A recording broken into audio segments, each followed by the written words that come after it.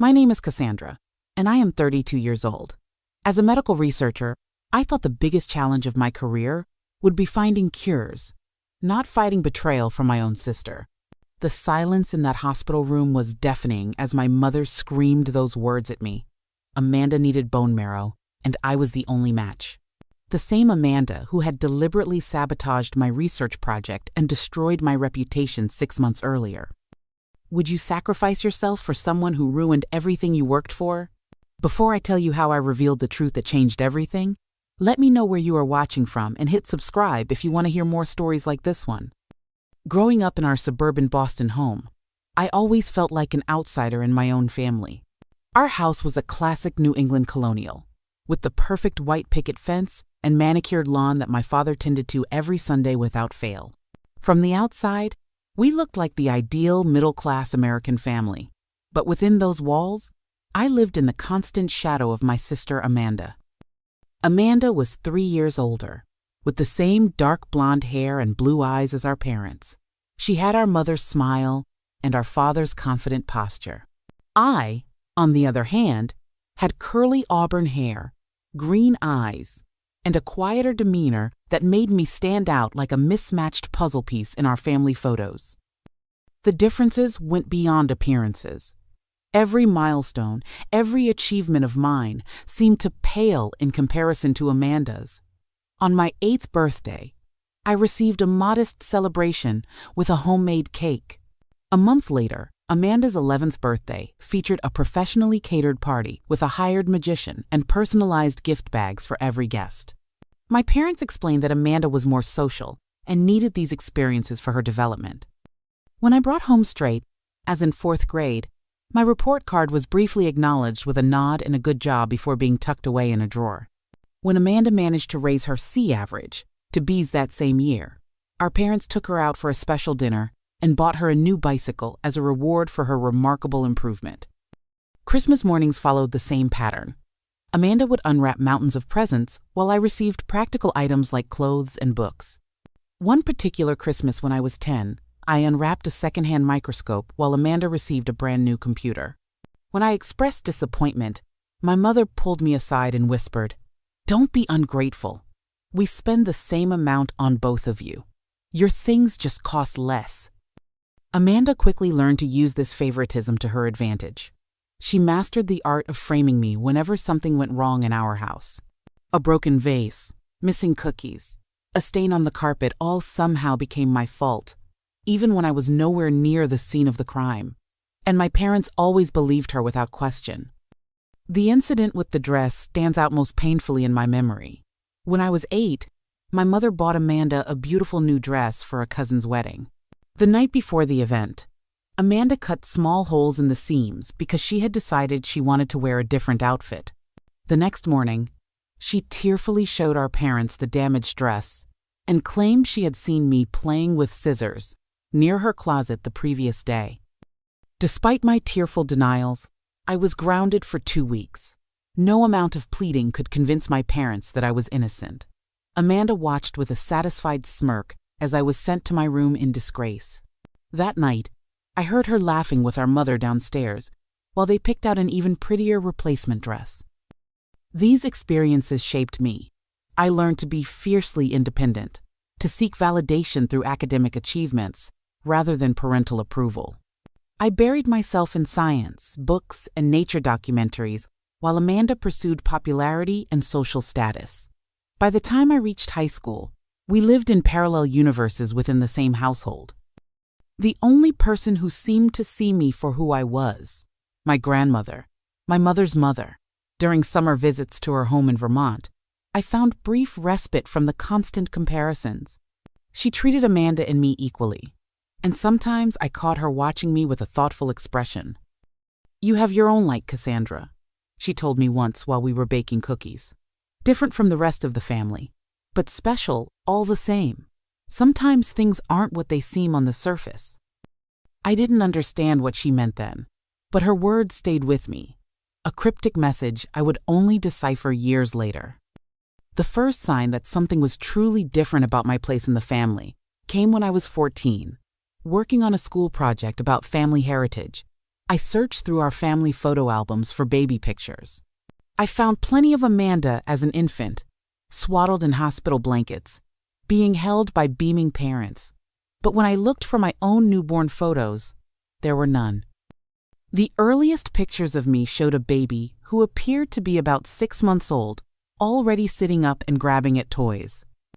When I questioned my mother about this discrepancy, her reaction was unexpectedly defensive.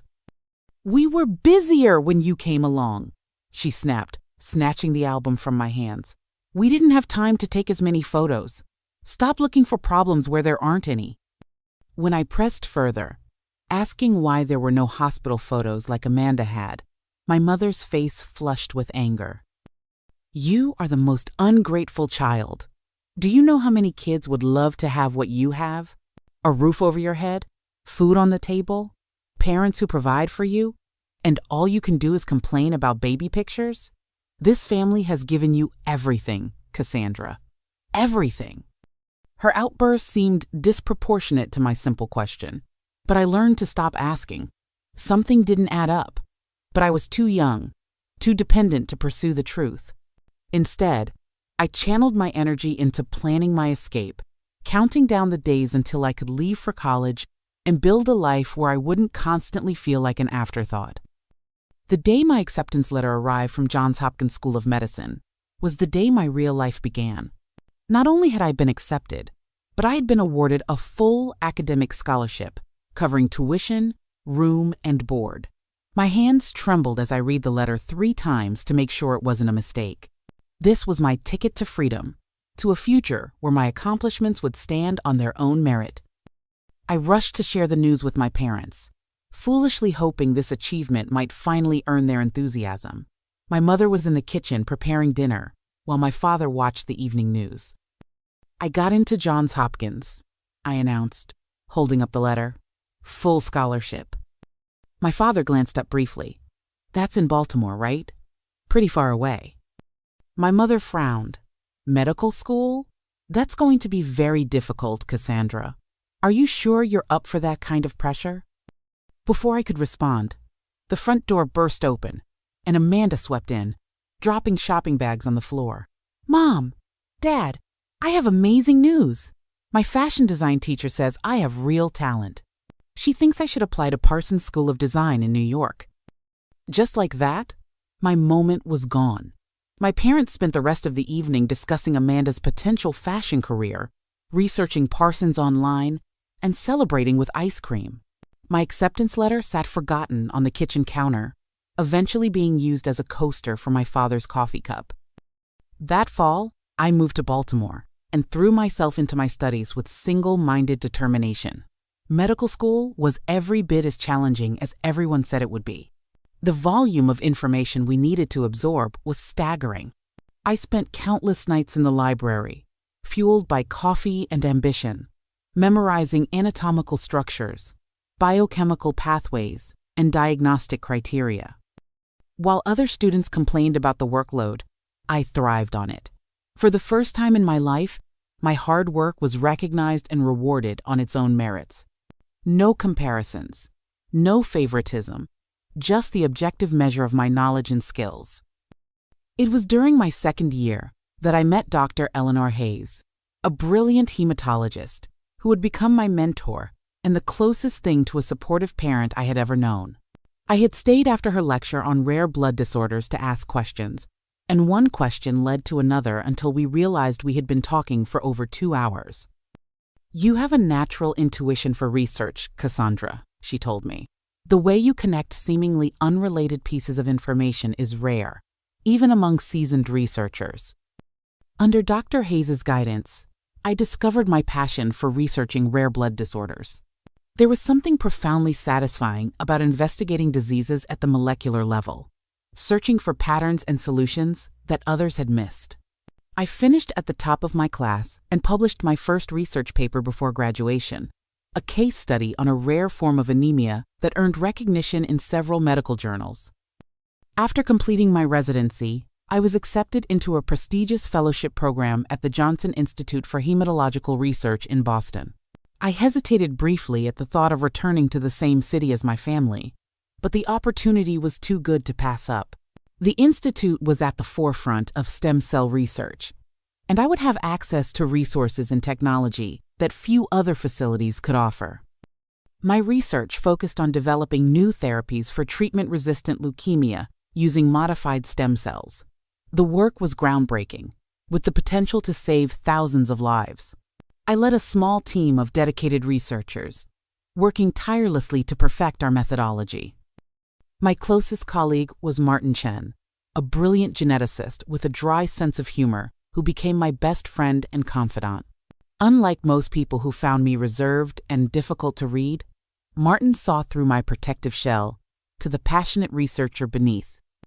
"You know, Cass," he said one evening as we analyzed data long after everyone else had gone home, "you're the most dedicated person I've ever met.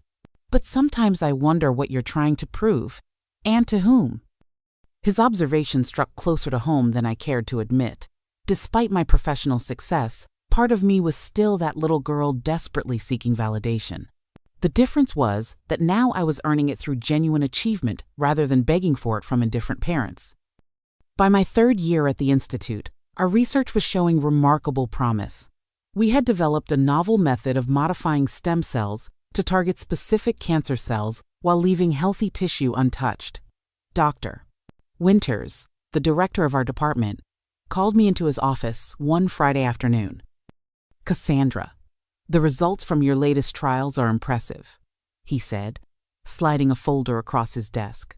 "The board is considering establishing a new research division focused specifically on personalized cellular therapies with a $2 million annual budget. They want you to head it up." I stared at him, momentarily speechless. This was everything I had worked for, a chance to expand my research and potentially develop treatments that could change the standard of care for blood cancers. "The official announcement won't be made for another month," Dr. Winters continued, "but I wanted you to know that it's practically certain. You've earned this, Cassandra." As I walked back to my lab, I felt a lightness I hadn't experienced before. This wasn't just professional success, it was vindication. I had found my place in the world, a community that valued my contributions and recognized my worth. For the first time in my life, I felt truly seen. Little did I know that this moment represented the peak before a devastating fall, and that the architect of my undoing would be none other than the sister I hadn't spoken to in 5 years. The Monday morning that Amanda walked into my laboratory began like any other. I was reviewing data from our latest trial, completely absorbed in the promising results we were seeing in patients with aggressive lymphoma. The sound of high heels clicking against the tile floor barely registered until Martin cleared his throat. "Cass, someone's here to see you." I looked up to see Amanda standing in the doorway, looking like she had just stepped off a fashion magazine cover. Her blonde hair was perfectly styled, her makeup flawless, and her designer outfit probably cost more than my monthly rent. For a moment, I didn't recognize my own sister. "Surprise," she said, spreading her arms wide. "Your big sis has come to visit." It had been 5 years since we had last spoken, at our grandmother's funeral. We had exchanged tense pleasantries before going our separate ways. Now, here she was, invading the one space I had carved out for myself, far from her shadow. "Amanda," I managed, setting down my papers. "This is unexpected. How did you find me?" She laughed, the same musical laugh that had always charmed our parents. "Mom told me you were working at some big-shot research place. I thought I'd surprise you. Can we do lunch? We have so much catching up to do." I glanced at Martin, who subtly nodded, encouraging me to go. Reluctantly, I agreed, grabbing my coat and following Amanda to an upscale restaurant nearby. Over an elaborate meal she insisted on ordering, Amanda shared her life story since we had last met. Her modeling career in New York had fizzled out after a few promising years. "The industry is so ageist," she complained. "Once you hit 28, they start looking for younger faces." She had married a wealthy financial analyst, only to divorce him 18 months later when she discovered he was having an affair with his assistant. Classic, right? Such a cliché. She rolled her eyes dramatically. Then she leaned forward, her expression suddenly serious. "Look, Cassandra, I know things weren't always great between us growing up. I wasn't the best big sister. But I've been doing a lot of thinking, and I want us to have a real relationship. We're adults now.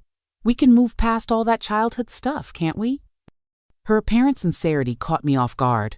Part of me, the part that had always longed for family connection, wanted to believe her. The other part, the part that remembered years of manipulation and favoritism, remained skeptical. But when she mentioned that our mother had been asking about me, guilt compelled me to agree to occasional sister dinners.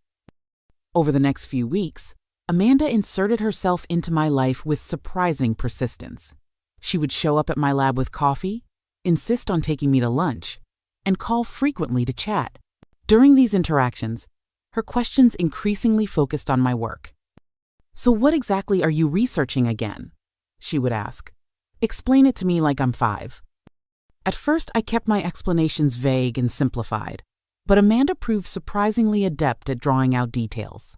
She seemed genuinely interested, asking insightful questions that made me think she was truly trying to understand my world. "This stem cell therapy sounds amazing," she gushed during one dinner. "How do you modify the cells exactly? What's your secret sauce?" Looking back, I should have recognized the red flags. Her notebook where she jotted things down when she thought I wasn't looking, the way she would take photos of journal articles left open on my desk, her sudden interest in meeting my colleagues. But I was blinded by the novelty of having Amanda actually seem interested in my life and achievements. The first concrete warning came from Martin. He stopped by my office one evening, closing the door behind him. "Cass, I saw your sister having coffee with Richard Wells yesterday." My blood ran cold. Dr. Richard Wells was our most direct competitor, heading a similar research program at Massachusetts General Hospital. Our labs had been racing to develop effective therapies using slightly different approaches. "Are you sure it was her?" I asked, though I already knew the answer. Martin nodded grimly. "Positive. They seemed pretty friendly. Could be innocent, but it wasn't innocent." 2 days later, I came into the lab to find my research assistant, Priya, in a panic. A backup drive containing our latest research data was missing, including our proprietary cell modification protocol, the secret sauce that made our therapy uniquely effective. We searched everywhere, but it was gone without a trace. I immediately suspected Wells, but had no proof of his involvement. Until, that is, the following week, when he published a paper announcing a breakthrough in leukemia treatment using a stem cell modification method virtually identical to the one my team had developed. The institute launched an internal investigation. Security footage showed no unauthorized personnel entering our lab area. The focus of suspicion turned inward to someone with legitimate access. Given that I had the most to lose from the data theft, I wasn't seriously considered a suspect, but the investigation created an atmosphere of distrust that poisoned our once collaborative environment. Then came the bombshell. Security footage from the building's main entrance showed Amanda entering one evening using my access card, which I had reported missing and replaced the previous week. She was recorded leaving 2 hours later with a large purse that appeared heavier than when she arrived. When confronted with this evidence, Dr. Winters looked at me with a mixture of sympathy and disappointment. "Cassandra, did you give your sister access to the lab?" "Absolutely not," I insisted. "She must have taken my card without my knowledge." "The board is concerned about your judgment in this matter," he said heavily. "The position we discussed, heading the new research division, they're reconsidering." I felt the floor drop out from under me. Everything I had worked for was slipping away because of Amanda's betrayal. That evening, I went to her hotel, demanding an explanation. When she opened the door, the innocent act dropped immediately. Her smile turned cold, calculating, like a mask being removed. "What did you expect, Cassandra? That I would just stand by and watch you become the family success story? The brilliant doctor saving lives while poor Amanda couldn't even keep a modeling job or a husband?" "You sold my research to Wells," I said, my voice shaking with rage. "Do you have any idea what you've done? Those protocols could save lives." She shrugged, unconcerned. They still will, just with Wells's name on them instead of yours. He paid very well for them, by the way. Why? I demanded. Why would you do this to me? Her expression hardened. Because you always had to be the perfect one, didn't you? The smart one. The special one.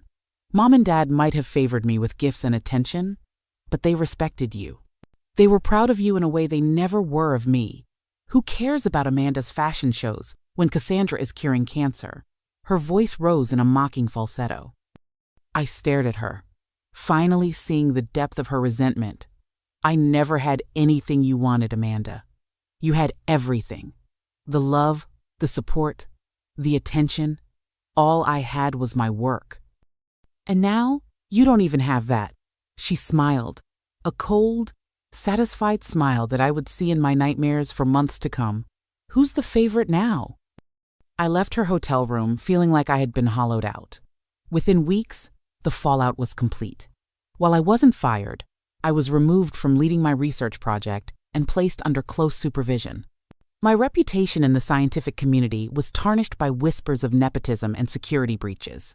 The position heading the new division went to a colleague from another department. My carefully constructed world, the identity I had built for myself as a respected researcher, lay in ruins around me. And the worst part was that no one in my family believed Amanda was responsible. When I called my parents to explain what had happened, they dismissed my accusations as jealousy and suggested I seek therapy for my paranoia. Once again, Amanda was believed without question, while I was cast as the troublemaker. Some patterns, it seemed, never changed. The months following Amanda's betrayal were the darkest of my life. I moved through my days like a ghost, going through the motions at work where I was now supervised like an untrustworthy intern rather than the accomplished researcher I had been. My colleagues avoided eye contact in the hallways, uncomfortable with the scandal that clung to me like a shadow. Depression settled over me like a heavy blanket. I stopped returning calls, even from Martin, whose unwavering support felt like more than I deserved. I questioned everything about myself, wondering if there was some fundamental flaw in me that made me unworthy of loyalty, even from my own sister. It was Martin who finally broke through my isolation, showing up at my apartment one Saturday morning with coffee and an ultimatum. "You have two choices," he said, setting the coffee on my cluttered table. "You can continue this pity party, which frankly doesn't suit you at all, or you can fight back. Not for your job, not even for your reputation, but for your own peace of mind." "How?" I asked, my voice hoarse from disuse. No one believes me. Not the board, not my parents. Everyone thinks I'm either incompetent or paranoid. "Then prove them wrong," he said simply. "You're a researcher, Cass. So research. There's something off about this whole situation with your family. You've mentioned it before. Little things that never added up. Maybe it's time to look deeper." His words struck a chord. All my life, I had felt like an outsider in my own family, and not just because of the favoritism.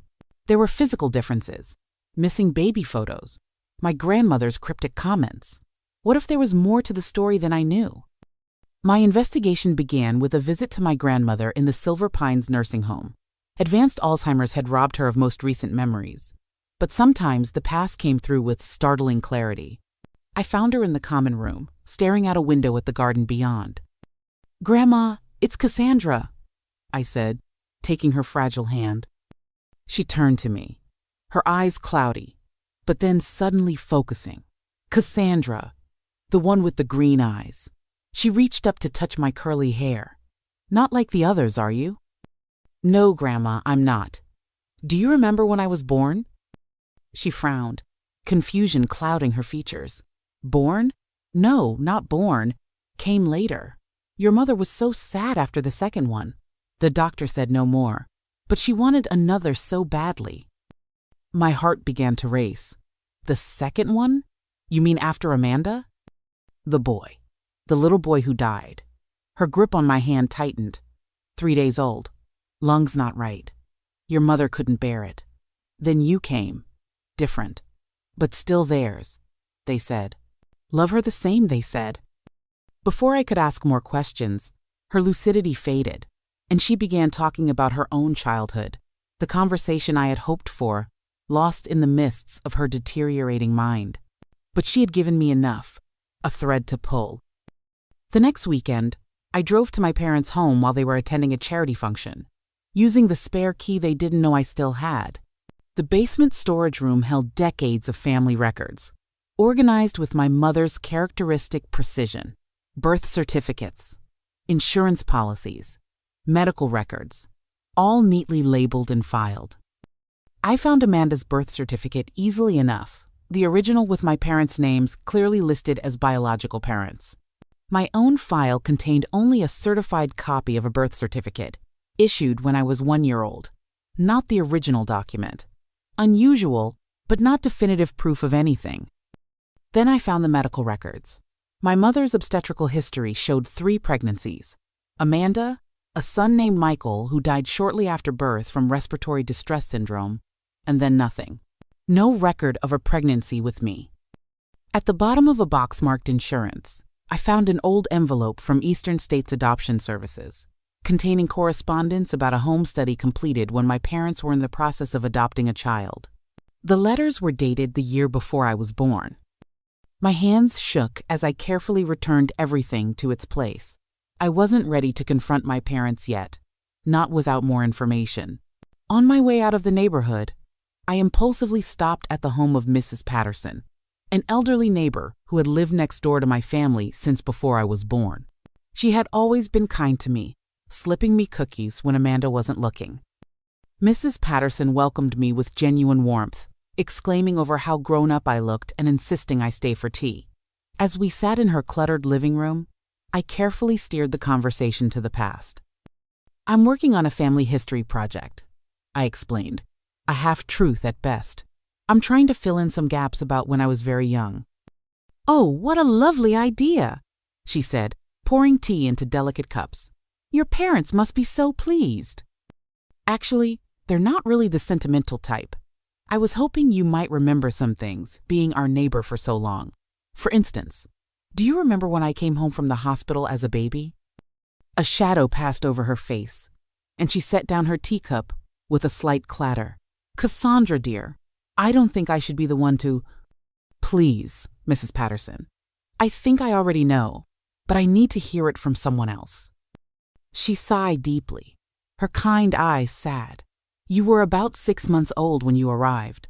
Such a beautiful baby, with those remarkable green eyes. Your parents had been devastated after losing little Michael.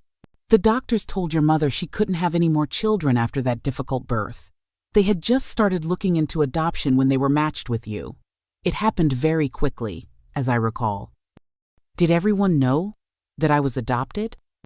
"In the beginning, yes. But as you grew older, your parents seemed to mention it less and less. By the time you were in school, I don't think they talked about it at all. I always thought it was strange that they never told you, but it wasn't my place to say anything." "And Amanda? Did she know?" Mrs. Patterson hesitated. "I don't believe so. She was only 4 when you came. Children that age don't always understand or remember things clearly." I thanked Mrs. Patterson for her honesty and left with a strange sense of both betrayal and relief. The puzzle pieces of my childhood were finally fitting together, explaining the subtle but persistent feeling of being different, separate, less than. But I needed irrefutable proof, something that couldn't be explained away or denied. I decided to take a DNA test, ordering a kit online that would compare my genetic makeup to established family groups. The process was simple: a saliva sample mailed to a lab, results available in 4 to 6 weeks. Those weeks of waiting were both agonizing and clarifying. I went through the motions at work, participated in obligatory family dinners where the tension could be cut with a knife, and waited for the scientific confirmation of what I already knew in my heart. When the email finally arrived with my results, I wasn't surprised. There was zero genetic connection between me and the family I had grown up with. I was definitively not biologically related to any of them. The truth I had suspected for months was now confirmed in cold, hard data. What I hadn't expected was how this knowledge would affect me emotionally. Rather than feeling more alienated, I felt strangely liberated. The mystery that had haunted me all my life had a logical explanation. The reason I had never truly fit in wasn't because I was fundamentally unlovable or defective, but because I came from different stock altogether. The question now was what to do with this information. I hadn't yet decided when fate intervened in the form of a desperate phone call from my mother. The call came on a Tuesday evening, as I was reviewing journal articles at my kitchen table, still processing the DNA test results I had received just days earlier. My mother's name flashing on my phone screen was unusual enough to give me pause. We hadn't spoken since our argument about Amanda's role in my professional downfall. "Hello?" I answered cautiously. "Cassandra." My mother's voice sounded strange, tight with emotion. "You need to come to Massachusetts General Hospital right away. It's Amanda. She's very ill." My first thought was that this was some elaborate manipulation, another of Amanda's schemes. What's wrong with her? "She has acute myeloid leukemia." The irony wasn't lost on me. The very disease I had been researching treatments for had now struck my sister. "It's aggressive, Cassandra. The doctors say she needs a bone marrow transplant as soon as possible." I felt a complex wave of emotions. Shock, a shameful flicker of vindication quickly replaced by guilt, and underneath it all, genuine concern. Despite everything, I didn't want Amanda to suffer. "I'll be there in an hour," I said, already reaching for my coat. The oncology floor at Mass General was painfully familiar from my years of research. The antiseptic smell, the hushed voices, the underlying current of fear, all these were the backdrop to my work, but experiencing them as a family member rather than a doctor gave them a new, unsettling dimension. My parents were in the waiting area, my father pacing while my mother sat rigidly in a plastic chair. They both looked older than I remembered, worn down by worry. My mother rose when she saw me, relief evident in her expression. "Thank you for coming," she said, as if surprised that I would show up for my own sister's medical crisis. "The doctor will be here soon to explain everything."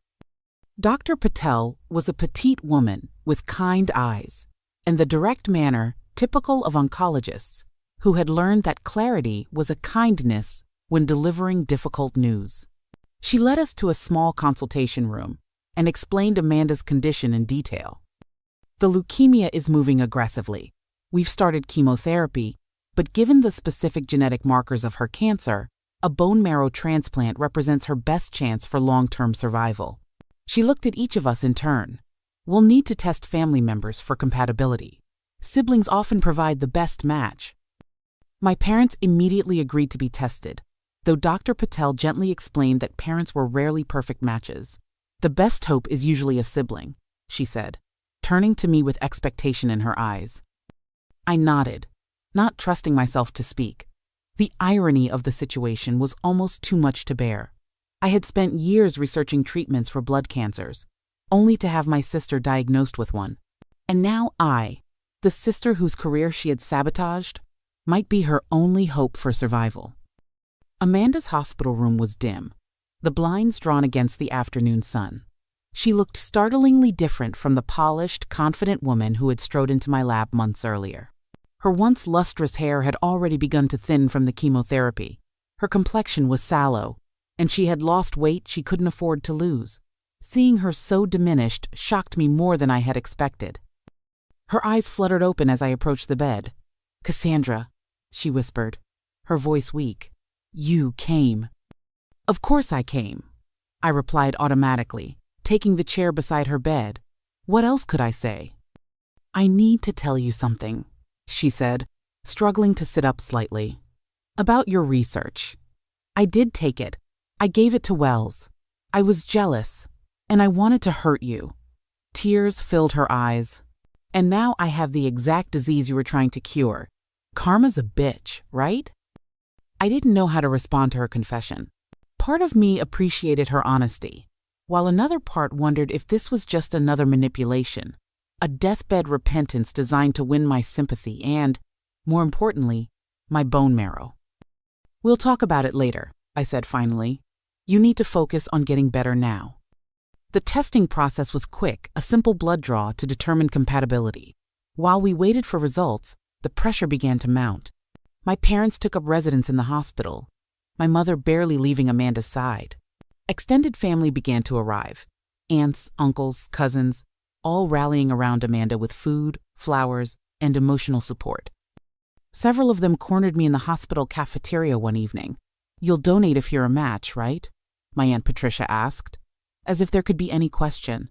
"Amanda has always looked up to you, you know." This blatant rewriting of our history was staggering, but I simply nodded and escaped to the relative privacy of the hospital garden. There, Martin found me, having come as soon as I texted him about the situation. "You know the results of the DNA test," he said quietly, sitting beside me on a stone bench. "You're not biologically related. The chances of you being a match are the same as any random person on the street." "I know," I said, "but what if I am a match? What then?" "Then you have a choice to make," he replied, "and it needs to be your choice, Cass, not driven by guilt or obligation." The next day, Dr. Patel called my parents and me into the consultation room again. My father and mother were not matches, as expected. Then she turned to me. "Cassandra, your results indicate that you are a potential match. Not perfect, but close enough that we believe a transplant could be successful." My mother burst into tears of relief, while my father placed a heavy hand on my shoulder. "Thank God," he said. "When can we schedule the procedure?" "Wait," Dr. Patel held up a hand. "Donating bone marrow is a serious procedure. Cassandra needs to understand what's involved and make her own decision." She turned to me. "We would need to harvest stem cells from your bone marrow, most likely from your pelvic bone. This requires anesthesia and has some risks, though they're relatively minor. Recovery takes about 2 weeks, with some pain and discomfort." "But she'll do it, of course," my mother interrupted. "It's her sister." I felt a sudden, overwhelming need for space. "I need some time to think," I said, standing abruptly. "I'll let you know my decision tomorrow." My mother followed me into the hallway, her expression incredulous. "What is there to think about? This is Amanda's life we're talking about."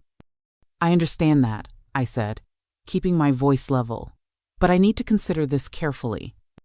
"Consider what? That you might be too busy to save your sister's life?" Her voice rose sharply. "After everything this family has done for you?" I almost laughed at the absurdity of that statement. What exactly has this family done for me, Mom? Besides lying to me my entire life? She recoiled as if I'd slapped her.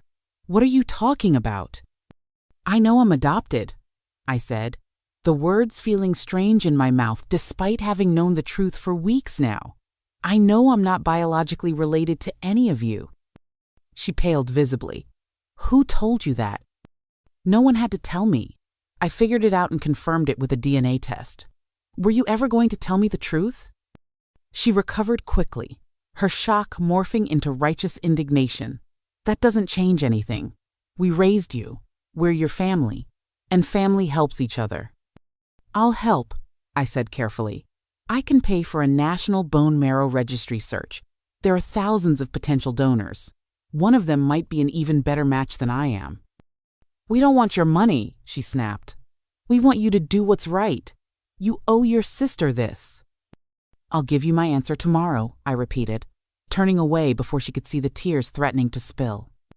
That night, I barely slept, turning over all the angles of my impossible situation. If I refused to donate, Amanda might die, and I would bear that burden forever. If I agreed, I would be saving the life of someone who had deliberately tried to destroy mine, reinforcing a lifetime pattern of putting Amanda's needs above my own. By morning, I still hadn't decided, but as I walked into the hospital, I knew the confrontation I had been avoiding for decades could no longer be postponed. It was time for the truth, all of it, to finally come to light. The hospital waiting room had transformed into an impromptu family gathering by the time I arrived. My father stood by the window, his tall frame silhouetted against the morning light, deep in conversation with my Uncle Robert. My mother sat surrounded by her sisters, all of them speaking in hushed tones that immediately ceased when I entered. Two of my cousins occupied chairs in the corner, scrolling through their phones with the detached interest of people who had been drafted into a family crisis. At the center of it all was Amanda, seated in a wheelchair. The chemotherapy had taken a visible toll. Her skin had a grayish cast, and a colorful scarf covered her thinning hair. Despite her weakened state, she managed to project vulnerability in a way that drew all eyes and sympathy toward her. My mother rose immediately when she saw me. "Cassandra, we've been waiting. Have you made your decision?" All conversations stopped. Every person in that room turned to look at me, their expressions ranging from expectation to barely concealed judgment. The weight of their collective gaze was suffocating. "I'd like to speak with all of you," I said, my voice steadier than I felt, "about the bone marrow donation and some other matters." My father frowned. "What other matters?" "Amanda doesn't have time for distractions, Cassandra. She needs an answer about the transplant." "This is relevant," I insisted, "and it won't take long." Reluctantly, they arranged themselves around the waiting room. A jury assembled to hear my case. Amanda's wheelchair was positioned at the center, the place of honor she had always occupied in our family dynamic. I took a deep breath, gathering my thoughts. "I've been thinking about what it means to be family," I began, "about obligations and loyalties, truths and lies." "Cassandra," my mother interrupted, "if this is about your adoption, we can discuss that later. Right now, we need to focus on Amanda's health." A murmur ran through the room. Clearly, not everyone had been privy to this particular family secret. "You're adopted?" Amanda asked, her voice weak but her eyes sharp with interest. "Since when?" "Since birth," I replied, meeting her gaze directly, something our parents never bothered to tell either of us. My father stepped forward, hands raised placatingly. "This isn't the time or place for this discussion.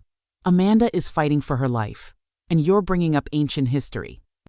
"It's not ancient history to me," I countered. "It's my life, my identity, and it's directly relevant to the bone marrow donation." "How?" my mother demanded. "How is it relevant? You're a match. That's all that matters." "Actually, I'm only a partial match, which is statistically unusual for siblings. Now I understand why." I turned to face the entire family. "I took a DNA test recently. It confirmed what I've suspected for a while now. I'm not biologically related to any of you." The silence that followed was deafening. Amanda's eyes widened, and she looked to our parents for confirmation or denial. My mother recovered first. "The DNA test doesn't change the fact that you're part of this family, Cassandra. We raised you. We provided for you. We gave you everything." "Did you?" I asked quietly. "Or did you consistently favor Amanda while treating me like an outsider? Did you ever wonder why I threw myself into academics and moved across the country for college? Why I rarely came home for holidays? Why I built my entire life and identity around achievements that had nothing to do with this family?" "That's not fair," my father protested. "We loved you both equally." "No, you didn't," I said, the words releasing decades of pent-up hurt. "Amanda got the love, the attention, the benefit of the doubt. I got conditional approval when I achieved something you couldn't ignore, and criticism or indifference the rest of the time." "This is ridiculous," my mother snapped. "We're not here to rehash your childhood grievances. We're here because Amanda needs a bone marrow transplant, and you're the only match. That's the bottom line." "You owe your sister your bone marrow," she continued, her voice rising to a shout that drew concerned looks from a passing nurse. "It's family." The room fell silent again, all eyes on me. I reached into my bag and pulled out the folder containing my DNA test results. "Actually," I said, my voice steady, "she's not my sister." I handed the folder to my father, whose hands trembled slightly as he opened it. Amanda strained forward in her wheelchair, trying to see the documents. "What does it say?" she demanded. "It says Cassandra has no genetic relationship to our family," my father answered, his voice hollow. 0% shared DNA with any of us. "And you never told me?" Amanda turned to our parents, her expression incredulous. All these years, you let me believe she was my biological sister? We wanted you both to feel like real sisters, my mother insisted.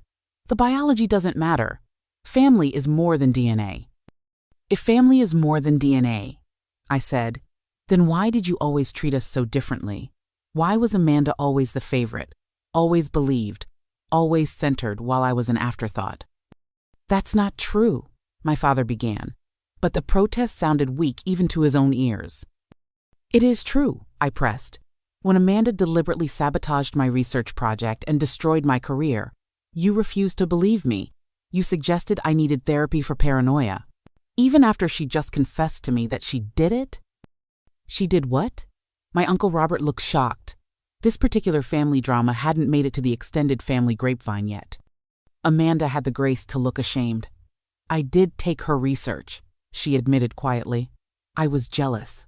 Cassandra was finally getting recognition, becoming the successful one. I couldn't stand it. My mother's face flushed with anger and embarrassment. That's between you two. It has nothing to do with this medical situation.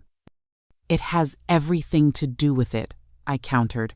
You're asking me to undergo a painful, invasive procedure for someone who deliberately tried to destroy everything I've worked for. Someone who has never shown me the slightest loyalty or kindness.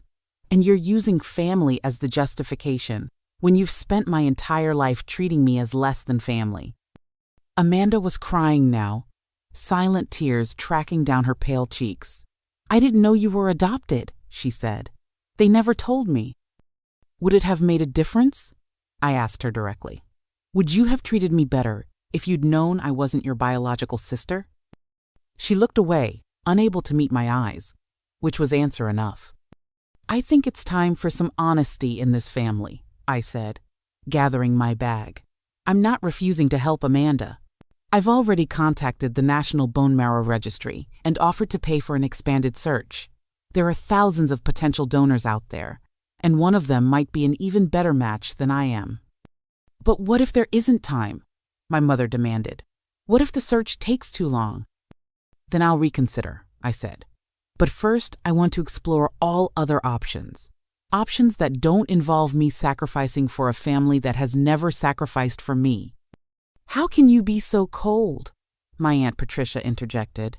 This is Amanda's life we're talking about. Yes, it is, I agreed.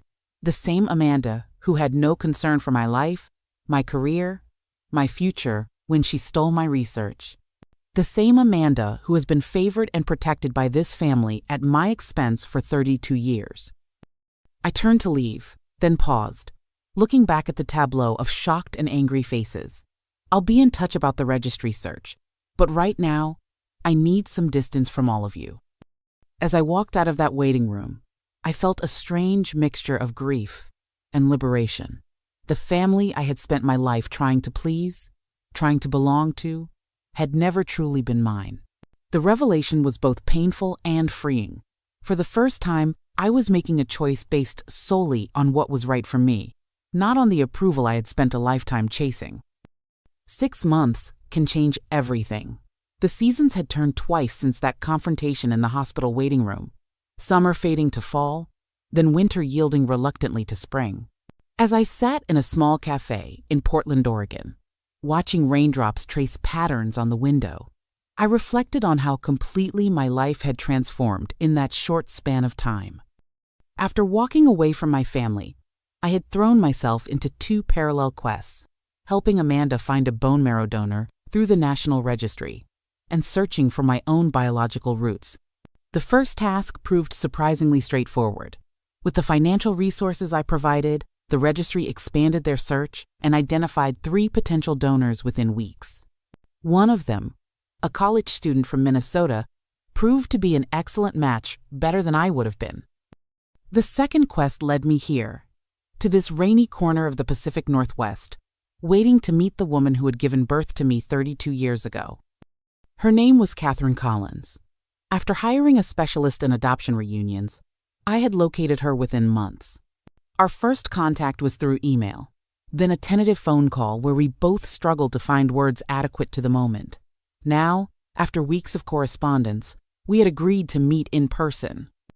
The bell above the cafe door jingled, and I knew immediately it was her. The curly auburn hair, now streaked with silver, the green eyes so like my own, the hesitant smile as she scanned the room and found me in the corner. Seeing my biological mother for the first time was like looking at a preview of my own future, both familiar and strange. "Cassandra?" she asked, approaching my table. I stood, suddenly unsure of the protocol for this unprecedented moment. Do we shake hands? Hug? Simply nod in recognition of our shared genetics? Catherine solved the dilemma by gently touching my arm, a gesture that acknowledged our connection without presuming too much.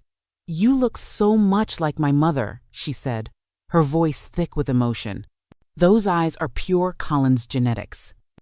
Over the next several hours, Catherine filled in the blanks of my origin story. She had been a 19-year-old college student when she became pregnant. The father, a fellow student, had wanted no part of parenthood. With no family support and no financial resources, she had made the wrenching decision to place me for adoption. "I wanted you to have stability, opportunities I couldn't provide," she explained, twisting a napkin between her fingers. "But not a day went by that I didn't think about you. Wonder who you were becoming." We discovered shared traits beyond our physical resemblance, a love of science. Catherine was a high school biology teacher, an analytical approach to problems, even the same habit of tucking our hair behind our left ear when concentrating. Nature had asserted itself despite the absence of nurture.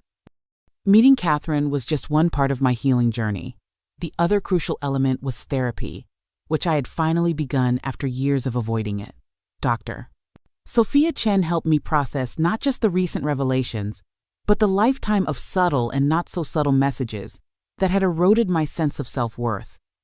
What your adoptive family did, giving you no knowledge of your origins, was profoundly damaging, she told me during one session. But equally damaging was the pattern of favoritism and dismissal. You internalized the message that you were less valuable, less worthy of love and attention.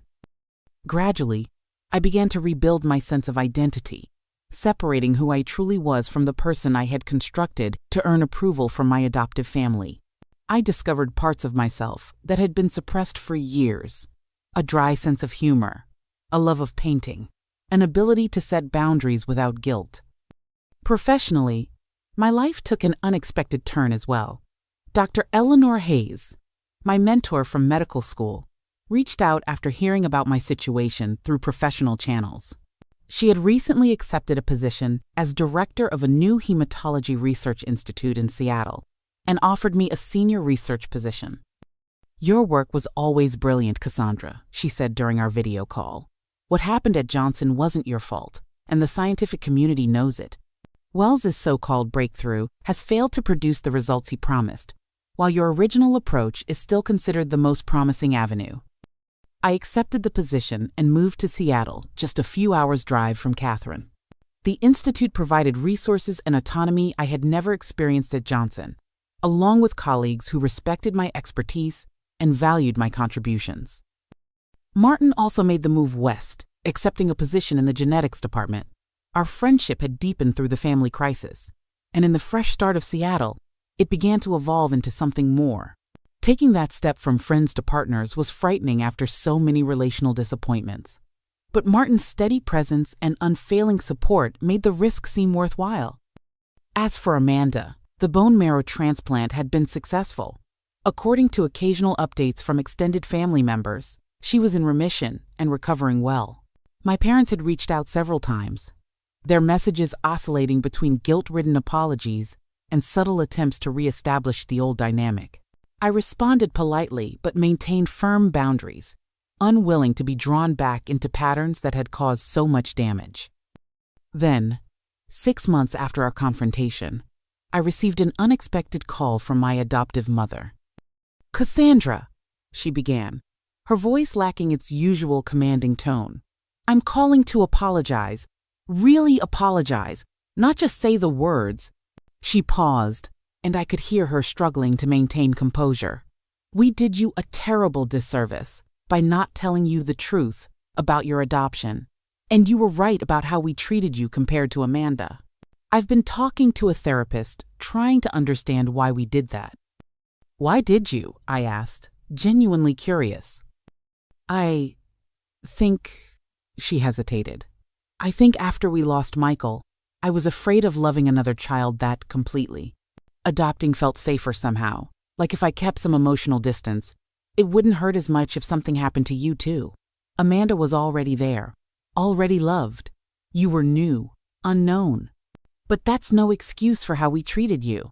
None at all." It wasn't a perfect apology, but it was honest in a way my mother had never been with me before. We talked for almost an hour, navigating decades of hurt and misunderstanding. By the end, we had agreed to move forward with caution, rebuilding our relationship on new, more honest terms. Similar conversations followed with my father and, eventually, with Amanda herself. These discussions were painful, sometimes heated, but ultimately cathartic. We would never be the close-knit family portrayed in holiday movies, but we could perhaps forge connections based on truth rather than pretense. The experience taught me profound lessons about the true meaning of family. Biology creates connections, but love, respect, and honesty are what transform those connections into meaningful relationships. My colleagues at the Research Institute, Martin, Catherine, even Dr. Chen, had shown me more genuine care and support than the people who had raised me. I no longer felt compelled to earn my place in the world through achievement alone. My worth wasn't determined by how useful I could be to others or how much I could accomplish. I was learning, slowly but surely, that I deserved love and respect simply for being who I was. 1 year after the confrontation at the hospital, I stood at a podium at the National Conference on Adoptee Rights, sharing my story with an audience of fellow adoptees, adoptive parents, and advocacy groups. Looking out at the attentive faces, I concluded my speech with the insight that had finally brought me peace. Family isn't defined by the blood in our veins or the name on our birth certificate. True family is built through love, honesty, and mutual respect. Sometimes we find that family in unexpected places, with people who see us clearly and value us completely. And sometimes, the most important family member we need to reconnect with is ourselves, the authentic self that may have been buried under years of trying to belong where we were never fully accepted. The applause that followed was warm and affirming, but even more meaningful were the conversations afterward with people who had experienced similar journeys. For the first time in my life, I felt truly seen and understood, part of a community where my experience was valued rather than dismissed. As I continue building my new life, I often reflect on the strange twist of fate that led me here. Had Amanda not betrayed me, had she not fallen ill, had I not discovered my adoption, I might still be living a half-life, forever seeking approval from people incapable of giving it freely. Sometimes the most painful ruptures create openings for the most profound healing. What about you? Have you ever discovered a truth about yourself or your family that changed everything? Has betrayal ever led you to unexpected growth? Share your story in the comments below. And if this resonated with you, please like, subscribe, and share with someone who might need to hear that family is something we can choose and create, not just something we're born into. Thank you for listening to my journey. And remember that sometimes the hardest paths lead to the most beautiful destinations.